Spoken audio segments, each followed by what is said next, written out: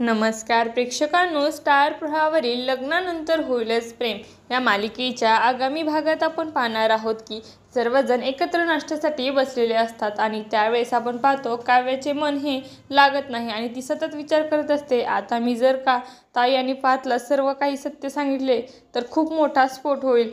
आता जीवाने देखील move on केलं आहे आणि ताई देखील जीवाच्या प्रेमामध्ये गुंतत चालली आहे.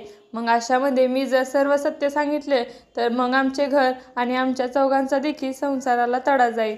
त्यामुळे काव्या तू आता काहीच न बोलणे योग्य आहे असा ती विचार करत असते. त्यानंतर आपण पाहतो कॉन्सलरने दिलेली 3 महिन्याची मुदत संपलेली असते आणि नंदिनी, जीवा, पार्थ आणि काव्या चौघांच्याही मोबाईलवर मेसेज येतो आणि तेव्हा नंदिनी ही जीवाला बोलते कॉन्सलरचा मेसेज आला आहे आणि तेव्हा जीवा बोलतो मला देखील आला आहे.